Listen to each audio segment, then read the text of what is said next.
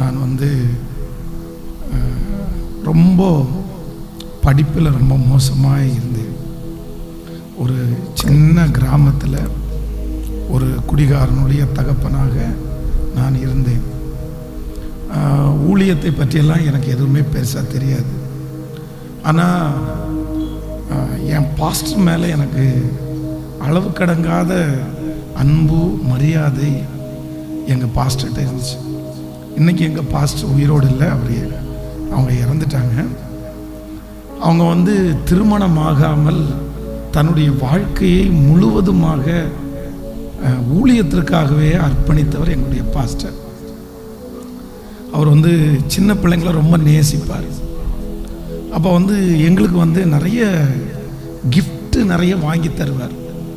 நாங்களும் வந்து கிறிஸ்தவர்கள் அல்ல, தீவிரமான கிருஷ்ணர் பக்தர்களாக இருந்தோம் எங்கள் அம்மா அப்பா. ஆனால் எங்கள் பாஸ்டர் வந்து வருஷத்துக்குள்ள துணி, சாப்பாடு, கிஃப்ட்டு இதெல்லாம் நிறைய தர்றதுனால எங்கள் வீட்டில் இருக்கிற எங்கள் அம்மா அப்பா வந்து போகிறதுக்கு தடை பண்ணவே இல்லை. உண்மையாய் சொல்ல போனால் சர்ச்சுக்கு போனதே வந்து கிஃப்ட்டுக்காகவும் சாப்பாட்டுக்காகவும் தான். வீட்டில் ரொம்ப வறுமையாக இருந்துச்சு. அதனால் நாங்கள் புது ட்ரெஸ்ஸு வாங்கி போடுற அளவுக்கு வசதி எங்களுக்கு இல்லை.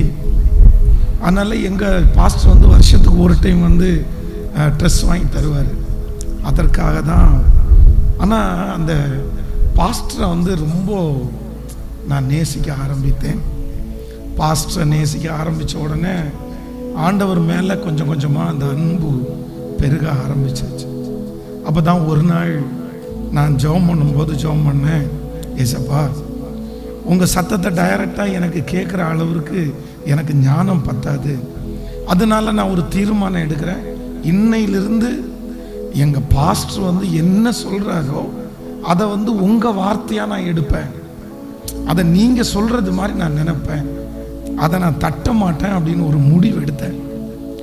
அப்போ தான் ஒரு நாள் வந்து நான் ரோட்டில் சாப்பாடு எடுத்துகிட்டு வேலைக்காக போகும்போது எங்கள் பாஸ்டர் வந்து என்னை கூப்பிட்டு கேட்டார், ஊழியத்துக்கு போறியா அப்படின்னு கேட்டார். ஸோ அடுத்த வார்த்தை, நான் தான் பாஸ்டருடைய வார்த்தைக்கு மறுப்பு சொன்னதே இல்லையே, நீங்கள் சொன்னீங்கன்னா நான் போகிறேன் அப்படின்னு சொன்னேன். அன்னைக்கு சாயந்தரமே அவர் பைபிள் காலேஜில் லெட்டரெல்லாம் எழுதி அனுப்பி அடுத்த ஒரு வாரத்துக்குள்ளே நான் பைபிள் காலேஜுக்கு போகிறது மாதிரி ஒரு சூழ்நிலை உண்டானது.